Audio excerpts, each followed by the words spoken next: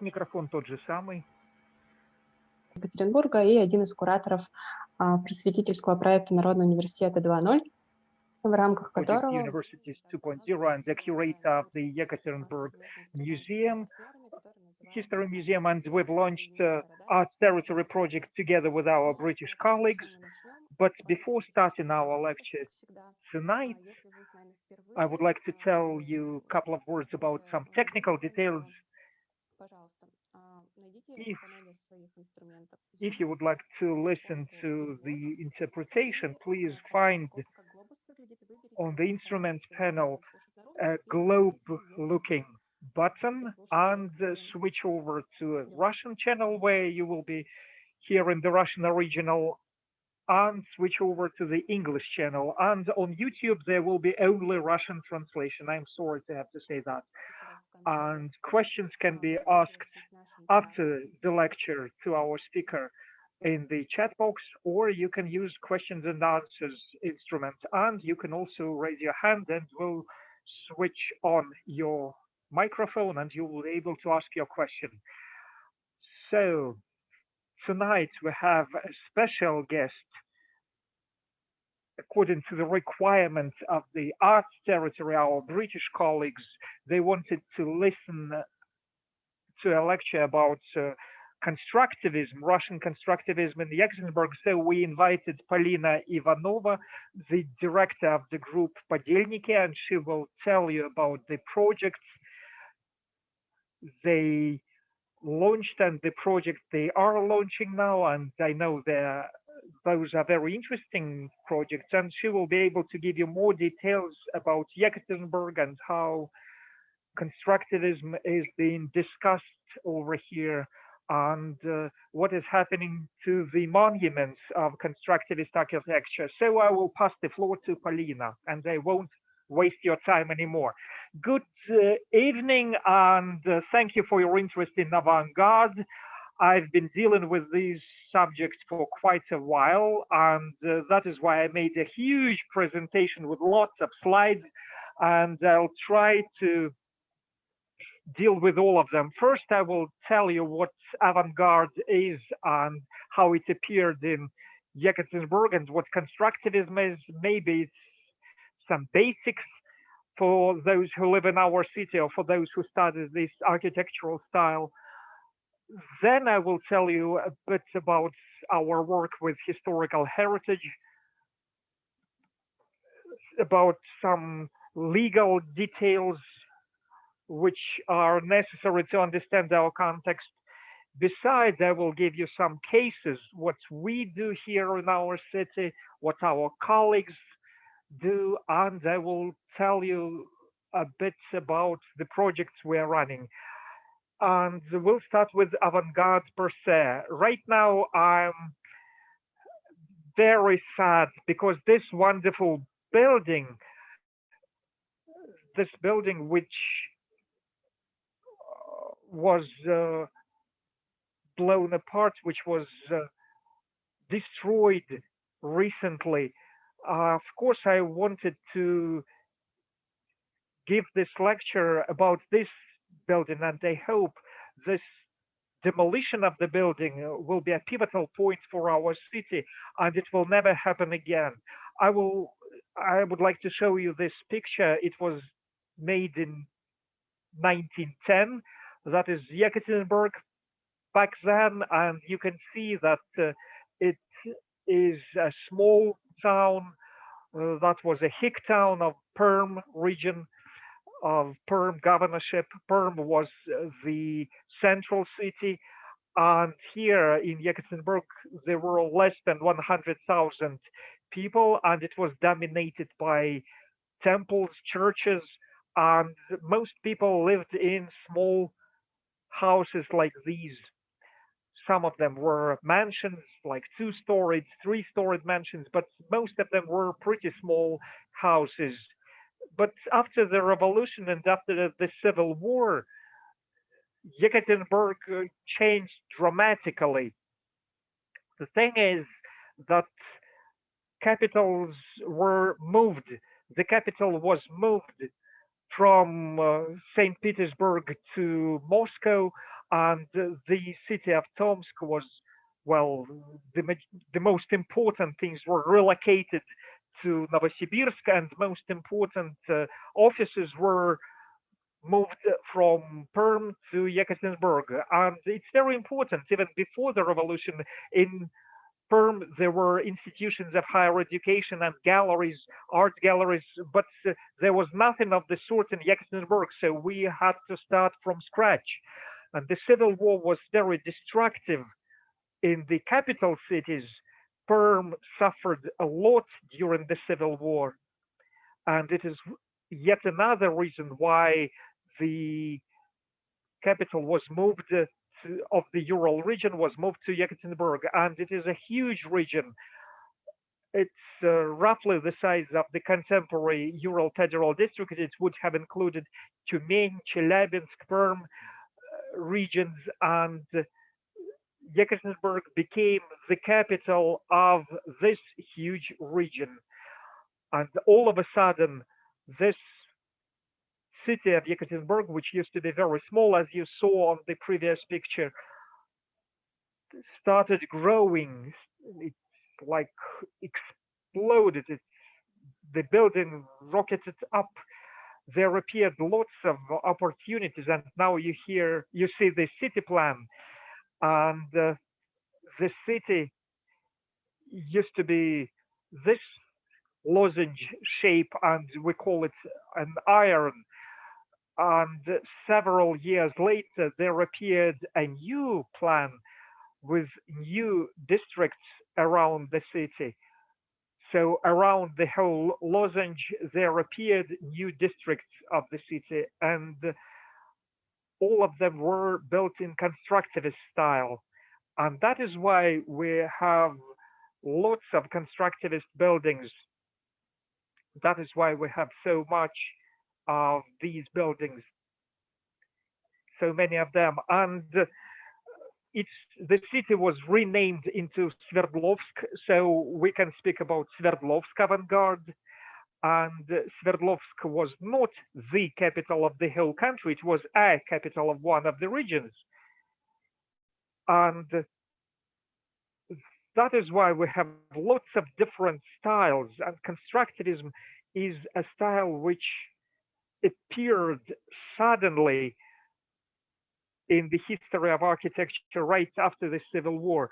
And it appeared abruptly, and again, it disappeared abruptly in mid-1930s, when it was basically prohibited by the authorities. And the authorities basically imposed the Soviet Empire style. And here you can see the avant-garde buildings, but they were constructed using techniques and methods of pre-revolutionary era. And I'm afraid that these sites are very vulnerable right now because nobody pays a lot of attention to them. They are neither pre-revolutionary nor avant-garde. They're in between the eras. And I think it is very interesting, but on the other hand, nobody pays enough attention to them. So that is why I would like to draw your attention to these buildings, at least for several seconds. This is Sverdlovsk constructivist style. Sometimes it's a bit superfluous, redundant. It's a bit overloaded with details, more overloaded rather than avant-garde is supposed to be. It's more like art deco of the Soviet era. And they were designed by architects who only 2 decades before designed dwelling apartments. And right now they started building these new buildings. They were not ideologues of this constructivist style. They accepted this style from the leaders who resided in Moscow, in St. Petersburg. So they had to use their patterns, but I think they were pretty creative about that.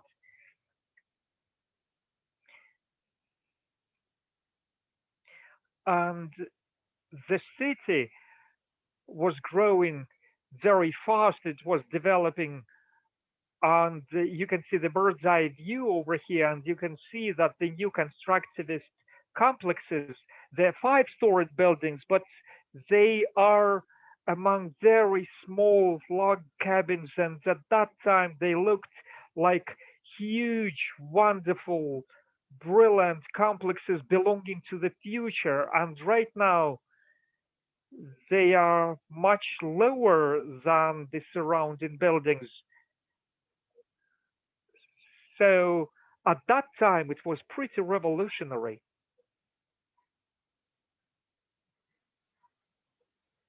And I would like to say also that here you have a panoramic view of Sverdlovsk, and you can see that these huge horizontally oriented skyscrapers appear among these small cabins.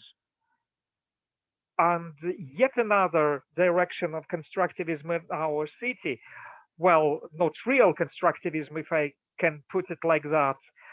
Old mansions were redesigned into constructivist buildings. They used to be mansions of some nobility or some important people like that. So over here you can see such former mansion, and it was redesigned into a constructivist object. And very often those buildings preserved the pre-revolutionary interior, yet they are constructivist sites. Yet another example is a church with the dome dismantled because the Soviet authorities were very much against the established church, and they tried to dismantle many churches, and other churches were given to hospitals, for example. And here you can see a constructivist building added to a next church. And right now there is this Geological Museum you can visit. So please come to Yekaterinburg and come see this museum. And then avant-garde movement was abruptly stopped in mid 1930s.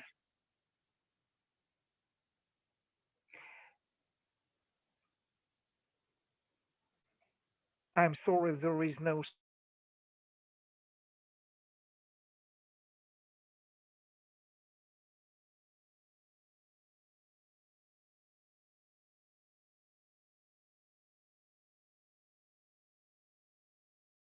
So the constructivist building, which are beautified with the gypsum, then it's a new style, the Soviet Empire. This is the Ural Chemistry Institute, which it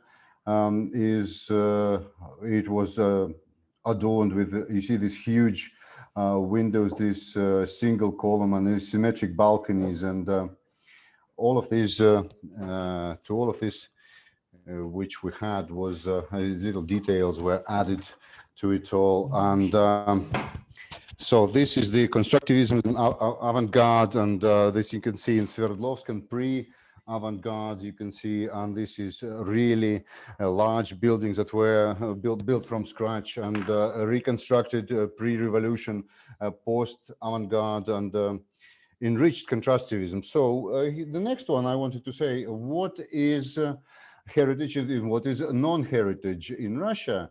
There is a legal term. There's a status, legal status. This is the cultural heritage site, or listed buildings. They're called, the monument of culture or cultural landmark. So these are there are certain obligations if you're a proprietor. You cannot destroy them. You can not reconstruct them, rebuild them. You can.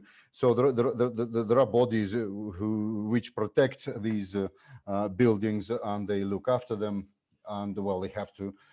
They should, in any case. And if you are a proprietor of a building with this status, then you have to agree, you have to approve all your actions and get approval from the state, from the government. And so there are separate little houses are protected under these buildings.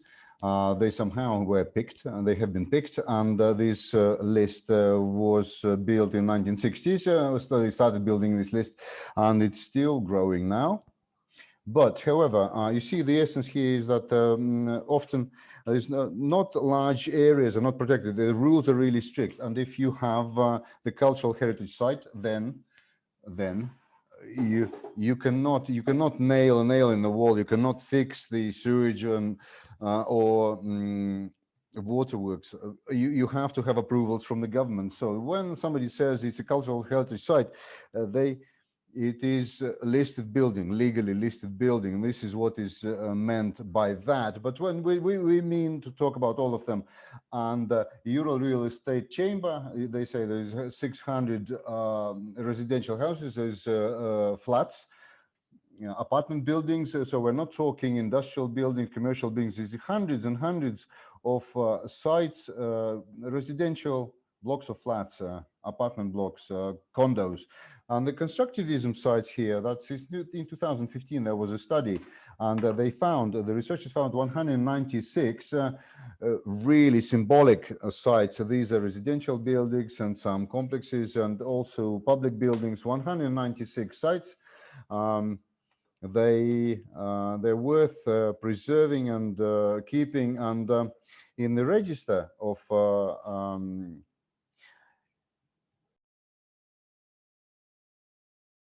and 96 buildings. They are not protected. They have no protection. They're not listed, and proprietors can do what the hell they like with them. And so it happens that these two different legal situations, there are different problems.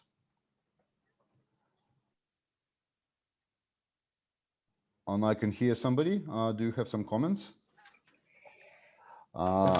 This was probably something to do with translation. I can talk slower. No, everything's good. Very well. And if we talk about a building that is not a cultural heritage site, then they just disappear. And now the proprietor of the building, it just notifies us and says, oh, we're going to raise the building down, knock the building down, and they can knock the building down. And they just start doing, in 2018, and they were, you see, knocked down. These are very symbolic sites. And about each one of them, I can talk for a long time about these. So they're very important buildings, very important sites. And on the left, bottom left, this is the first Soviet sauna. This worked as a sauna, a public sauna, until the very last day. People would come and have a wash and a sauna, and it was not in ruins. It was the other buildings, they probably were like that, but this was functioning okay, and it could carry on functioning, but they decided to knock it down. This building that they're preparing for knocking down, or literally now in nearest time, this is the House of Culture of metallurgists, and our non-profit organization appealed to list the building and to give it protection, but it was denied. We could not get into this register. It was very difficult. So this building was not included into this register. And the project I have already mentioned, it used to look like this. It used to be a large building. And now you can see it over here that there were quite small buildings around it. Apart from this red brick building, it's pretty tall, but the rest of the buildings were pretty small. And unfortunately, it is being demolished right here, right now. You can see the excavators. And this is what they're planning to build. This is a 30-storied skyscraper, and you can see a secret over here. A secret is revealed over here, why constructivist sites are being demolished. In Yekaterinburg and in Russia in general, the situation with city building and city planning is very, very bad. we do not seem to have any opportunities to influence the new design of buildings. So if an owner owns this building, like for example, 5-storied building, they can have it demolished and build a skyscraper on the same site. And of course, it is quite an interesting thing for them.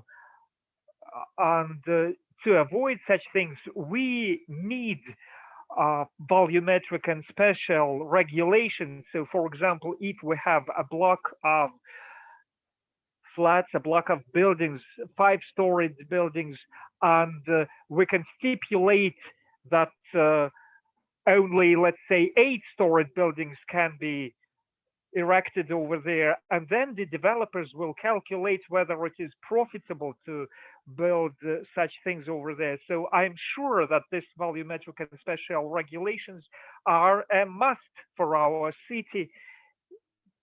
And already on the 1st of March, the city administration announced that we started developing such regulations.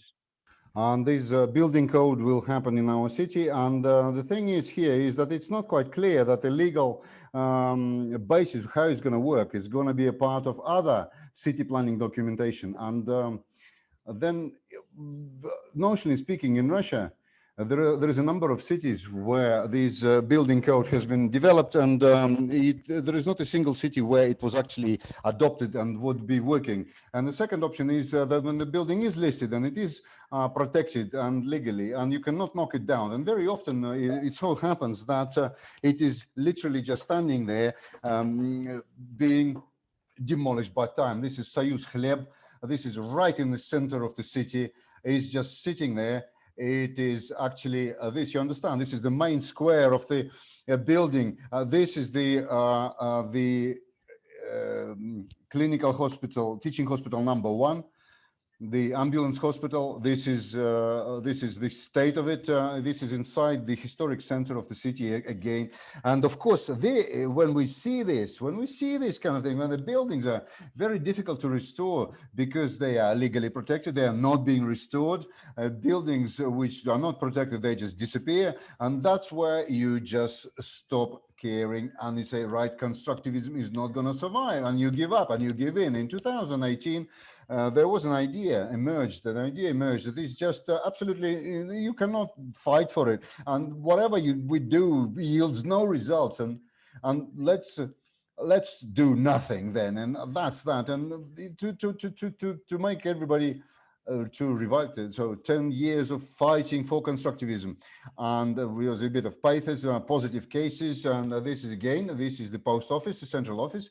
That was 2008, and this is 2017. You see, there is a positive move, and there are positive cases, and there is a certain development happening. And of course, we have to. It's well worth it to fight for constructivism, and I'll tell you about this research. So we read headings of several articles within 10 years from 2008 to 2018 and saw the context, how constructivism is described. And I can tell you this story, what was happening within this decade. But I will share the result of this research, this study with you. First, people started mentioning constructivism much more often. You can see it in comparison. The green line is for Yekaterinburg, and we compare it with other cities like Novosibirsk, Samara, St. Petersburg. They also demonstrated some growth, but not that significant as we have in Yekaterinburg, and in different styles. The blue line is for constructivist style, and the red line is for classicism, classic style. So classic architecture is not very popular in our city, while constructivist style has increased its popularity significantly. And here we have different events which popularized constructivist style. And I can give you more details about these events.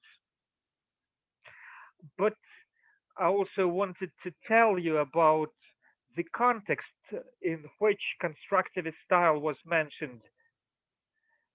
First, it is pretty surprising, but in many cases, constructivism very often was called constructive style, and very often people mixed up constructive and constructivism, and pretty often they mixed it up with Bauhaus and with some specific things. So architects spoke their own academic language and nobody seemed to understand them. It was pretty important for us. It was a very important moment for us when we started popularizing architecture in general and constructivism in constructivist style in particular. And it was completely vague for lay people. But after that, architects started describing constructivist style, and everybody became interested in that. And that dramatically changed the importance of constructivist style in our life. And we organized different events even before we were registered as a legal entity. We started making different festivals, installations near constructivist monuments. So we basically drew attention to these monuments. We had an installation near the building, and people stopped there to look at the installation, and we started telling them stories about that monument. And we also had talk shows. They were not real roundtable talks, but real talk shows, and it attracted young people. And we also made guided tours around the city. It's pretty surprising right now that a decade ago we had no guided tours for tourists where we showed the most important venues for them. And right now we have lots of tours, semi-professional, non-professional, professional tours, and even the citizens themselves can organize non-professional guided tours. They just take people around the city and tell them stories about the city. And I think it is very important for making constructivist style very popular. We also made some short movies about constructivist style and Soviet avant-garde, and we gathered money for post-production. And even this gathering money, this raising funds for post-production was a very important event because prominent people in Yekaterinburg made interviews, made short movies that they are supporting us. They popularized constructivist style. It was very important, and I think it was even more important than raise funds. It was much more important to invite these people, attract these people. Yet another project we have is the so-called White Tower, Белая Башня project. It also played a significant role in making avant-garde architecture more popular. The first person who started talking about constructivism is Leonid Smirnov, a professor from Architectural Academy. He used to write articles about avant-garde architecture, and back in 2008, that was kind of a tabloid kind of thing. He used to write popular articles into tabloid or fashion trendy magazines, and he always organized guided tours. And on the basis of those articles, they issued books on constructivist style. Prior to that, there had been no books about constructivism. Constructivist style was deemed kind of a bad style. It was sort of banned in 1930s. So old architects used to say, "Oh, constructivism is something unworthy. You should not deal with that." So up until the new millennium, there were no books popularizing this style, and we started this festival, Constructivist Days in the Urals, and unfortunately, it was not hosted this year. But I hope that later on we will resume conducting this festival, and we also have this interdisciplinary approach. We have the Biennale of Industrial Art, and it is a huge event. And a lot of those biennials were hosted in constructivist venues. For example, at the Ural Heavy Machinery Plant. These Ural Biennial of Industrial Biennial of Contemporary Art, they were in these buildings, and the information was about the context always and about the history of the place. And there was a ISET hotel, and there was optical mechanical plant, and this style that was actually aimed at the popularization of avant-garde. Of course, a lot of it was. And the first serious study that was done on avant-garde, that was for the Ural Biennial of Contemporary Art. That was in the ISET Hotel. This is the Ficus group. That was the Czechist town. That was NKVD town. So they did the study about that, and they still carry on this study. And Tatlin Publishing House from 2011, that was publishing these thin kind of the 16-page booklets about different sites of avant-garde in our city, in different cities, and it became very important because I just want to repeat myself here, because there is no materials, well-thought materials about avant-garde. Before this, there were none. And in 2015, of course, there was a large guidebook on constructivism was published. I'll show it to you like that in my hands. This is a large, thick book that has a lot of sites. You can see how many, they think that with how many sites we have in our city. We can have a look. Here, there are 124 landmarks mentioned that we do have in our city, and out of them, only 100 are protected by the state. But also, as well as positive causes here, the story about the constructivism is always raised. You see the city development conflicts here. You can see one of the projects where there was next to the avant-garde building. You can see on the background, and that is the regional party committee building. What was suggested to restore a church that was there prior to the revolution. This was the square with the church, and then it was knocked down, and the new this new temple of the new state was built here in 2010. They suggested to restore the St. Catherine's Cathedral. That was huge conflict, and I'm not going to give you the details. It was going on for 10 years, and it's so far it ended. So far, this church has not been built, but it would bring us back to the value of constructivism. We always talk about the value of public spaces, the squares in the city, and a constructivist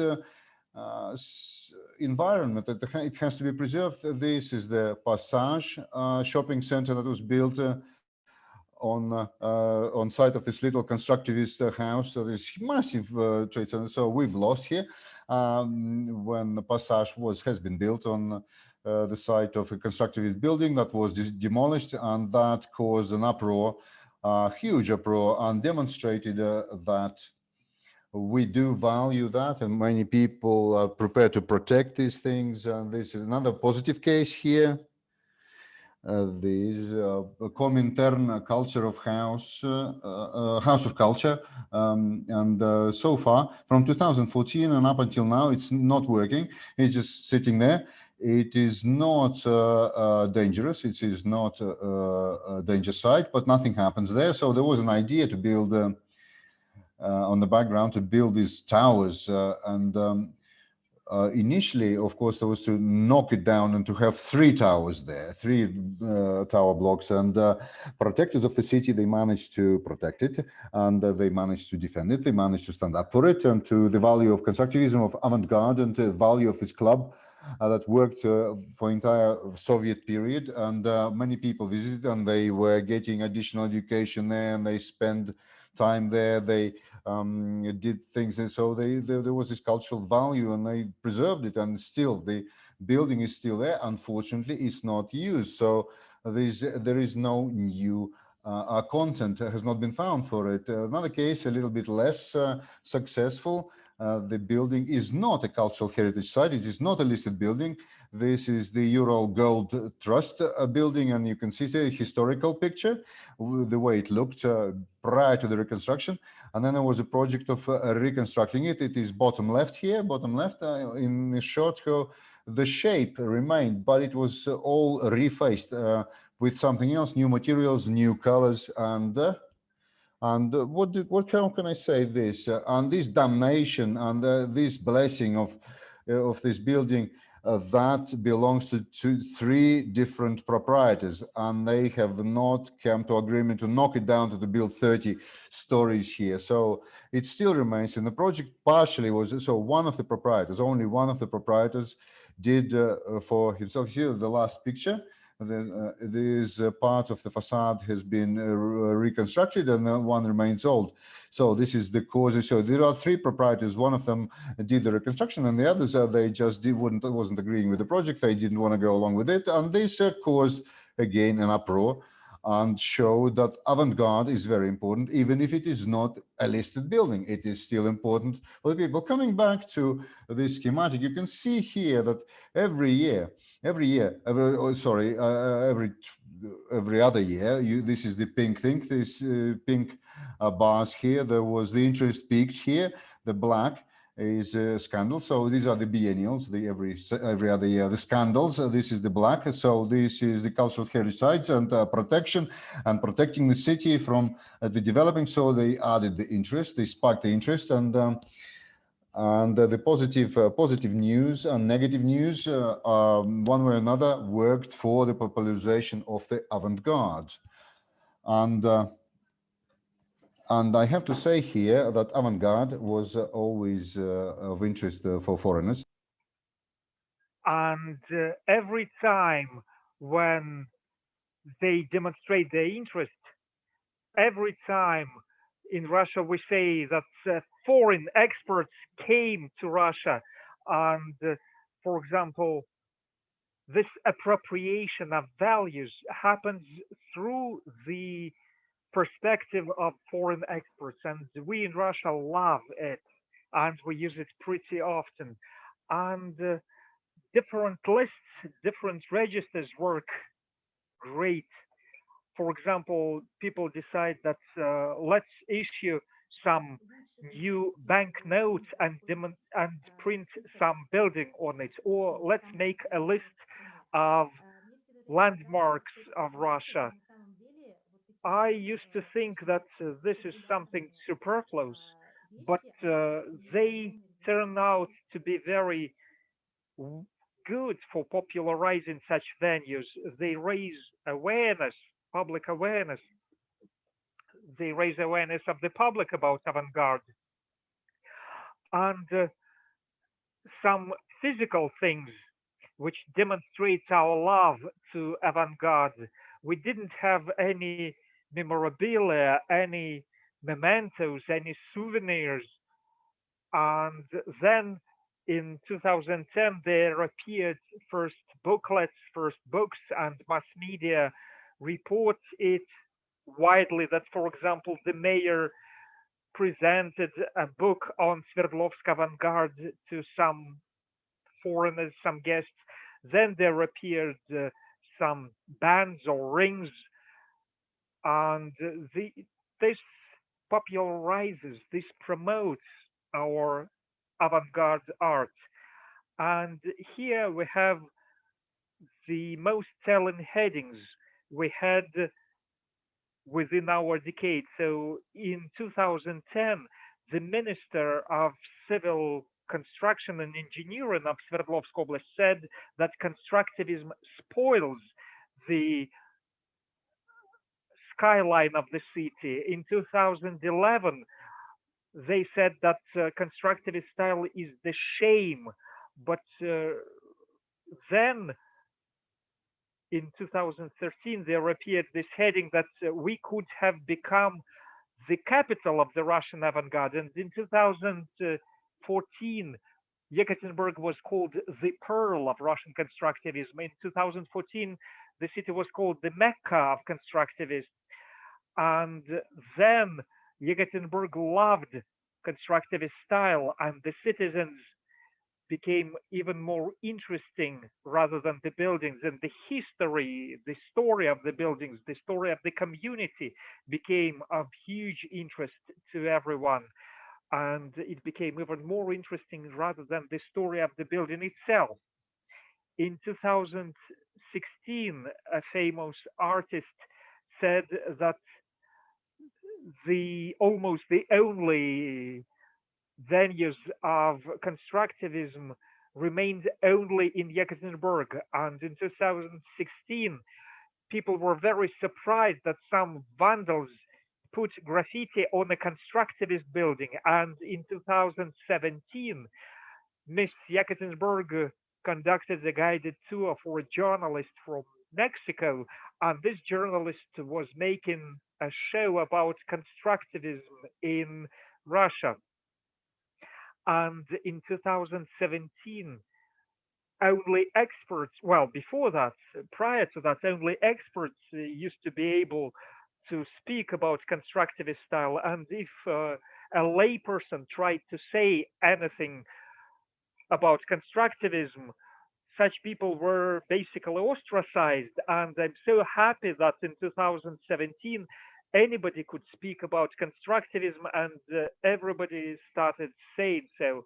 And another pivotal point in 2018, that Yekaterinburg has no interesting places.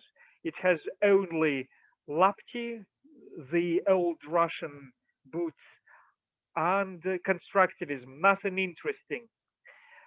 So does it mean that we made constructivist style popular? Yes, yes, by our volunteering, by our active work, we made constructivist style much more attractive to our guests. We created our own brand, our own architectural style, which is not present in other cities.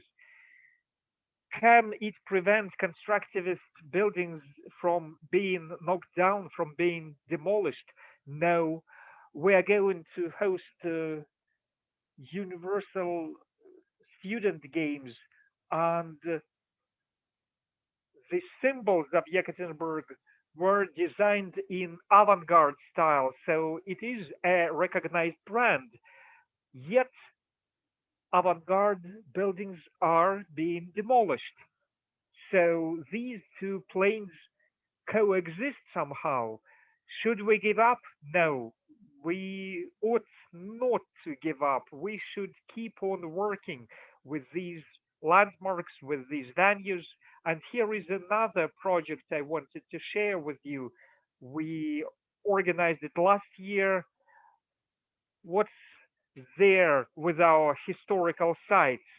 And this is popular monitoring of these landmarks. We have a register of these landmarks, including this building over here, this hospital I described to you.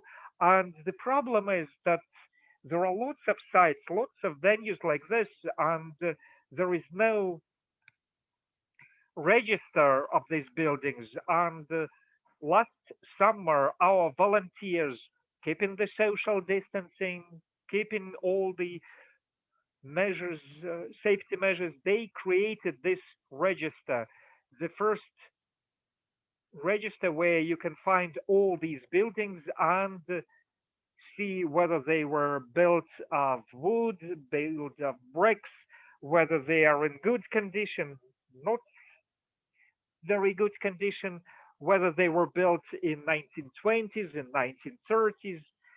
And you could see all the buildings of this period together with the pictures, with the photos. It was a very interesting, very important monitoring. It was very good research. It involved a lot of people. And it seems to me that we had this transition. People who used to be just interested in avant-garde, they started studying whether this building is a landmark, whether it is included into the state register of landmarks and historical sites. Can something happen to this building? Can it be demolished? And we popularized, we learned how to popularize constructivist style, but now we should learn how to preserve these buildings. And that is why I would like to draw your attention to our water tower, the project Белая Башня, White Tower. It is located at the Ural Heavy Machinery Plant. You can see the city plan over here. And the water tower used to dominate the skyline. That's how it looked like.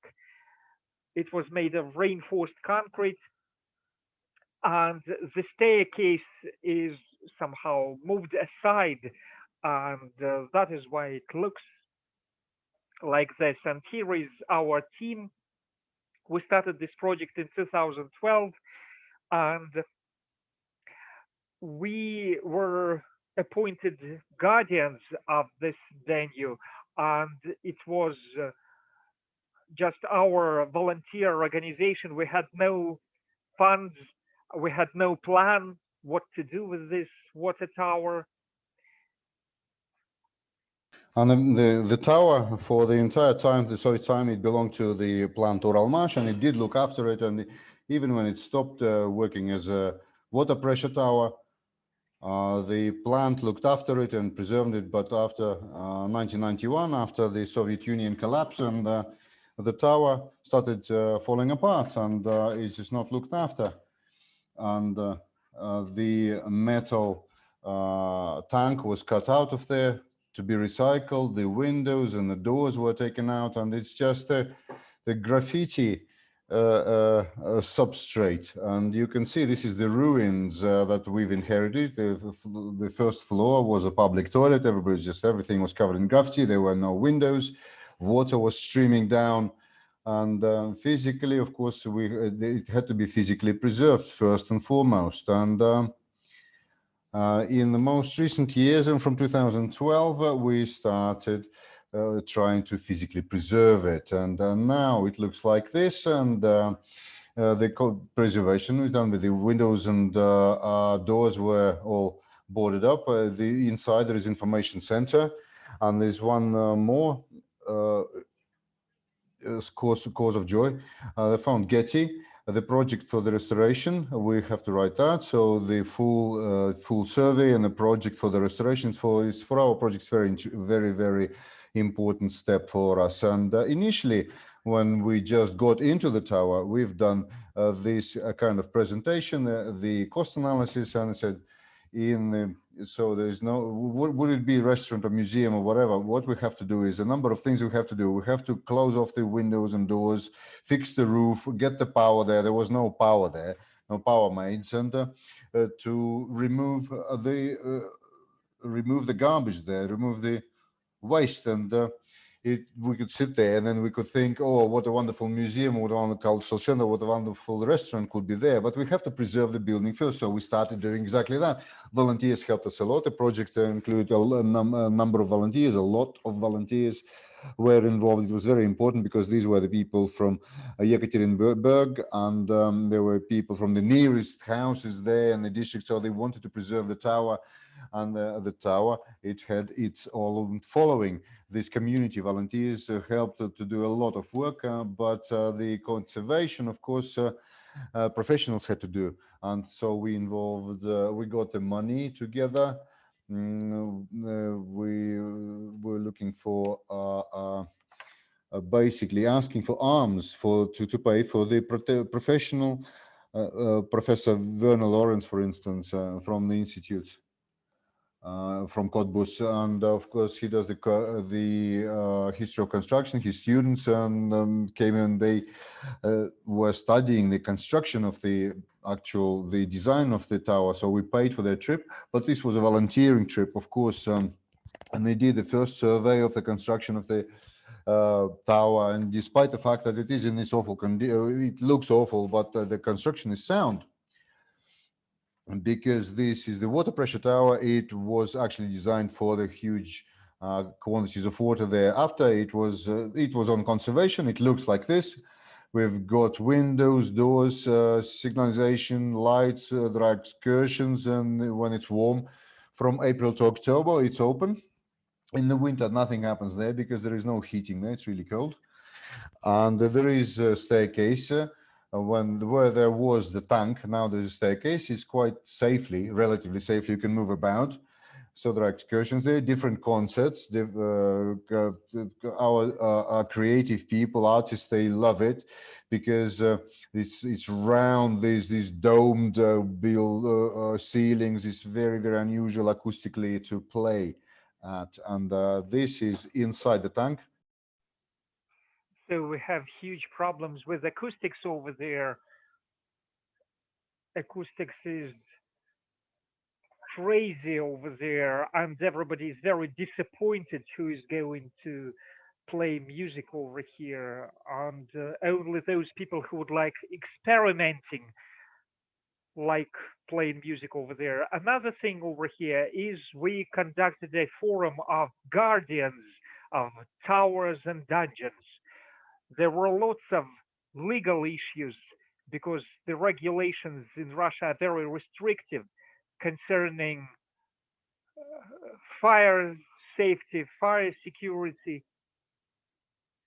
And that is why we decided to conduct this forum of guardians of towers and dungeons. And there are lots of towers like this in Russia, and some of them were visited by the people, some of them were locked down. So there are quite a few cases like this in Russia, and the issues we've been dealing with were resolved in some places and were unresolved in others.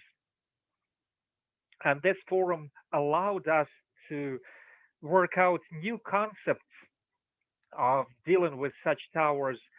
And it is quite an interesting thing to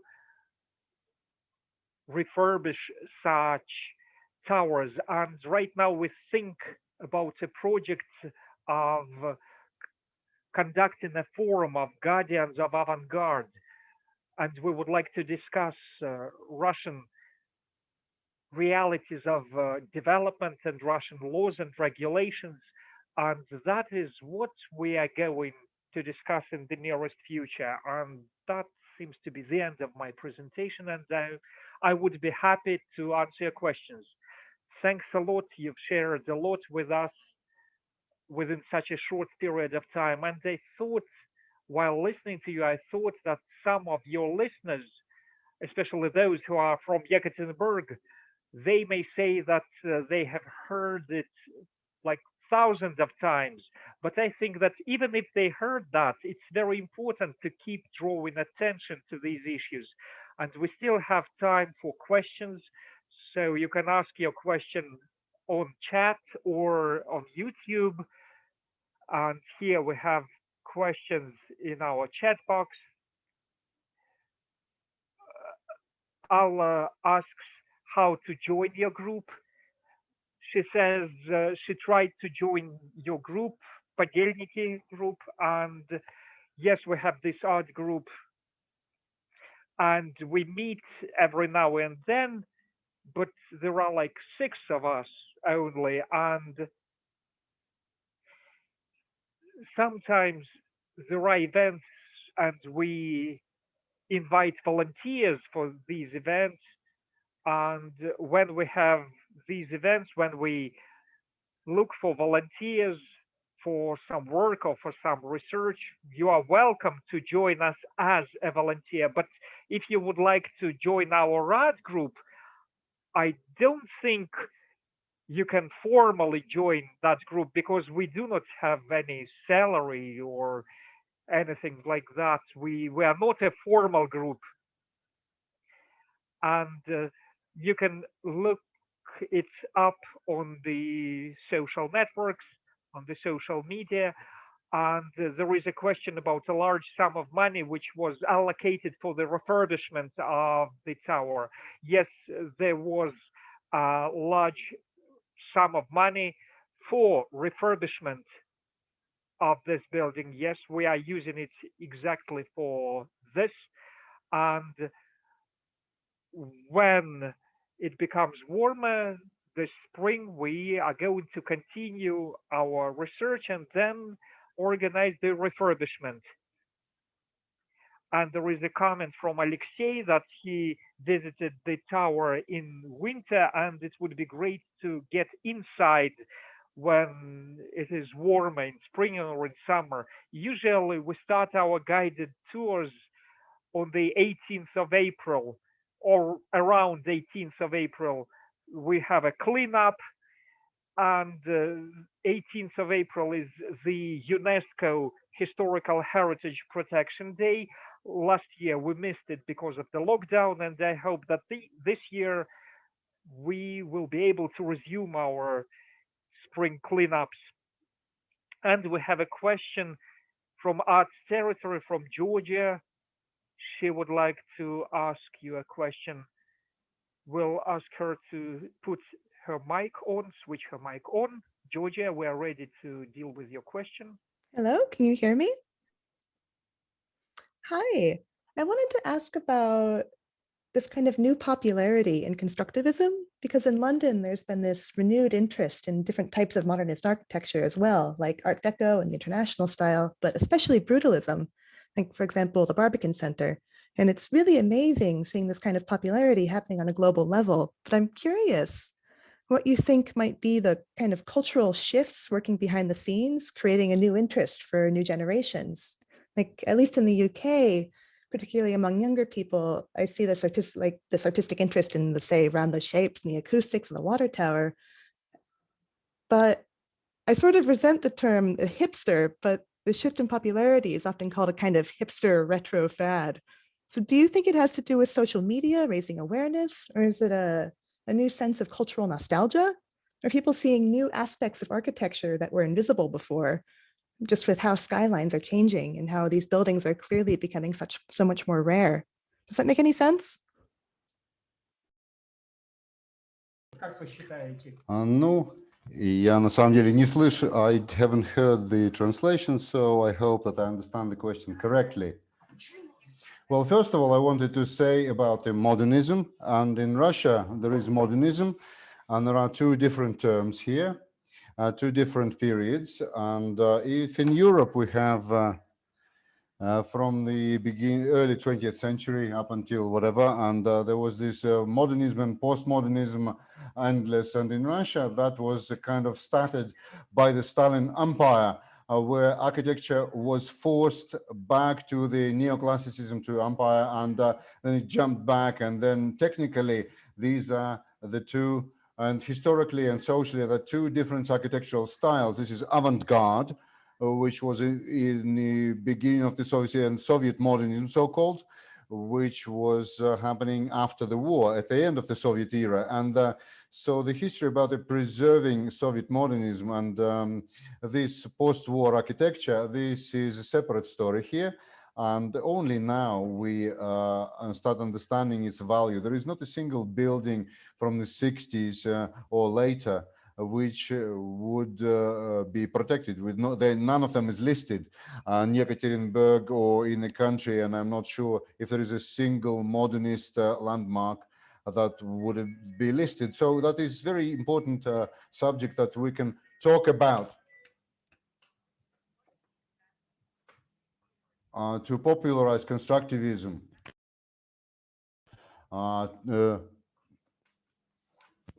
Could you tell us, please, something about it? And there's a question about the Great Britain and interest to this architecture, and maybe it is general cultural kind of a shift of foreign. Well, yes, probably, and I do think that it is difficult for me to talk for other countries, and because my own there will be a social agenda there. In Russia, I think in Russia, the popularization of avant-garde is to do with the fact that that people have this demand for this anti-imperial rhetoric, and the avant-garde is very social, and it is and there is this demand for social architecture. There is demand for that, and maybe not only in Russia, but in many other places. So this architecture is attractive.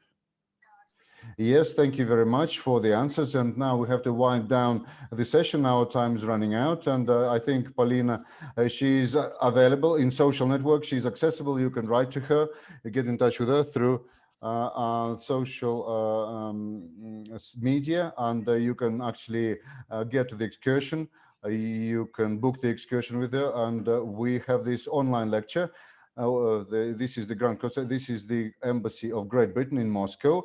And we want to thank them once again for this opportunity to meet colleagues from London and our curators from London. This is Kasia Sabutska, and another lecture we're going to have on the 8th of March. It was moved from the 2nd of March. This lecture will be on architecture again. This is the researcher and the artist, Katarzyna Krakowiak, will be talking, and she's looking at architecture from the point of view of sound. So please join us, and thank you very much to all of you who was here. Thank you to our translators. This is the agency Turiansky and Wolson. Polina, thank you very much. So nice to see you and to talk to you. Excellent. We'll keep in touch. See you later. See you again.